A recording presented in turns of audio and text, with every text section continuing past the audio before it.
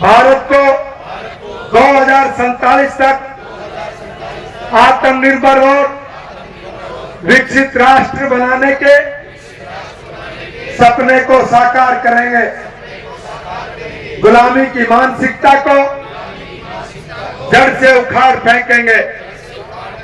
देश की समृद्ध विरासत पर गर्व करेंगे। प्रधानमंत्री नरेंद्र मोदी आज हरियाणा के रेवाड़ी में पहुंचे, जहां उन्होंने एम्स का शिलान्यास किया। इसको लेकर पानीपत के 4 जगहों पर लाइव प्रसारण भी दिखाया गया। तस्वीरें आपको पानीपत के देशबंधु गुप्ता कॉलेज के दिखा रही हैं, जहां पर ग्रामीण विधायक महिपाल ढांडा के द्वारा एक कार्यक्रम का आयोजन किया गया। इस कार्यक्रम में बीजेपी के तमाम कार्यकर्ता और नेता एक साथ दिखे। साथ ही विधायक महिपाल ढांडा द्वारा न सिर्फ सरकार की नीतियों को और कार्य करने की क्षमता को भी बताया गया। इसी प्रकार महिपाल ढांडा द्वारा कहा गया कि इसी प्रकार अगर सत्ता में बीजेपी रही तो आने वाले भारत को एक नए भारत के रूप में देखेंगे। दोस्तों, विकसित भारत, विकसित हरियाणा, यह बहुत बड़ा सपना यह हिंदुस्तान के प्रधानमंत्री जी का है। दोस्तों, पहले हिंदुस्तान की दुनिया में कहीं भी किसी भी तरह की उस तरह की पूछ नहीं होती थी कि कोई हिंदुस्तान को अच्छी निगाहों से देखता हो। उसका एक ही कारण था, कारण ये कि देश में इस तरह का राजनीतिक नेतृत्व हम लोगों को नहीं मिला, जिसके कारण हम लोग कह सके कि इस देश को कहीं आगे बढ़ाने में सक्षम हो।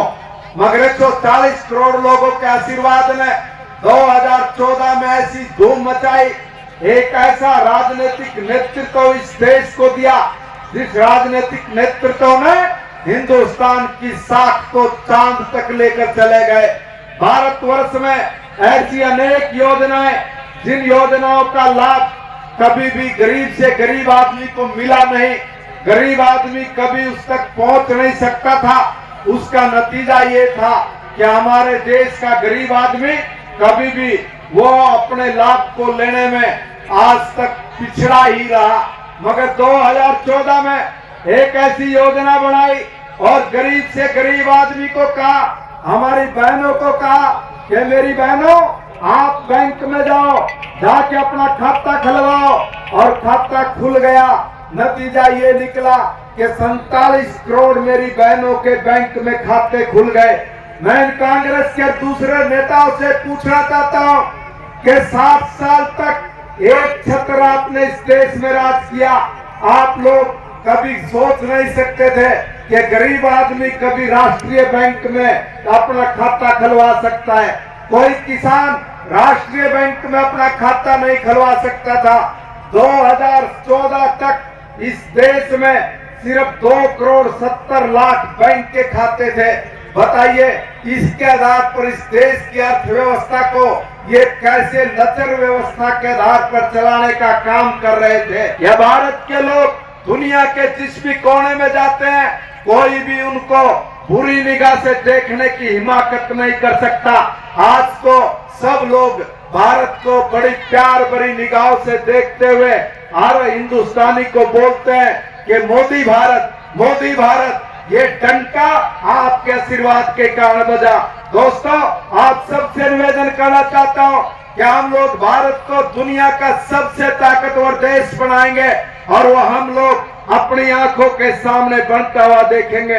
इसलिए हिंदुस्तान के प्रधानमंत्री आदरणीय श्रीमान नरेंद्र मोदी जी ने हर आदमी को एक आह्वान किया है, और आह्वान ये किया कि 2047 तक भारत को हम लोग विश्व गुरु बनाएंगे।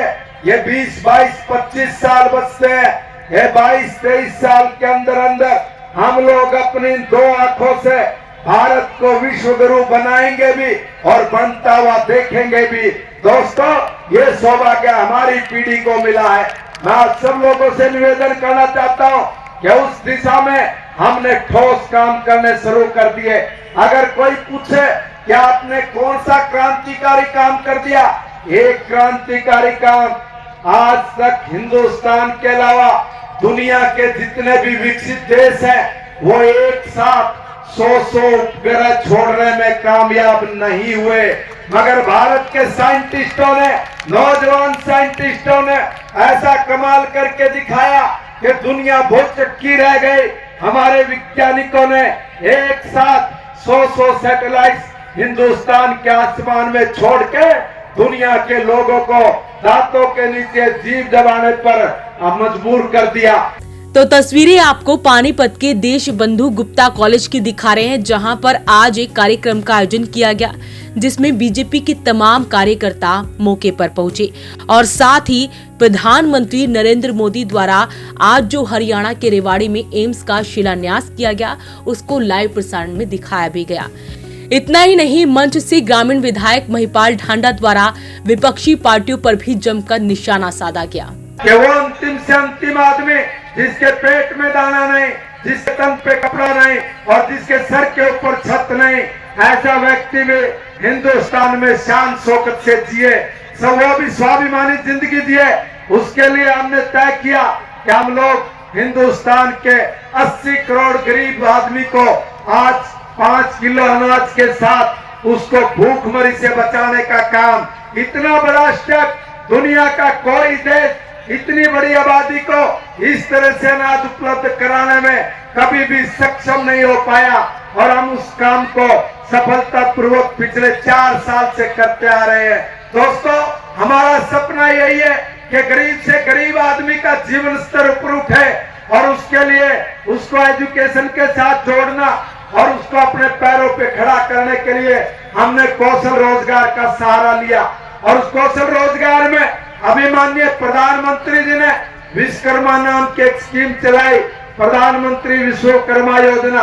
और इस विश्वकर्मा योजना में जो भी भाई हमारा कामगार है, काम करने वाला है, उसको हमने कहा है कि तू भाई विश्वकर्मा योजना में जाकर CHC के ऊपर अपना रजिस्ट्रेशन करा दे।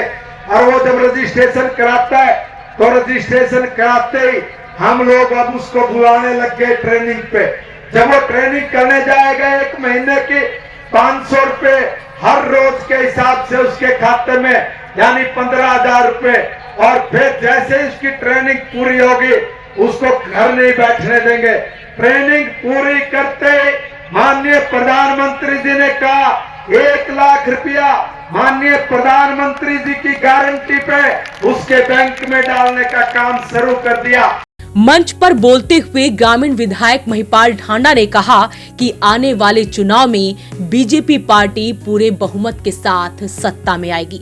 इतना ही नहीं, आखिर में सभी को शपथ भी दिलवाई गई। तो अपील रहेगी, इस वीडियो को आप शेयर जरूर करें। वॉइस ऑफ पानीपत के लिए सूरज शर्मा के साथ कुलवंत सिंह की रिपोर्ट।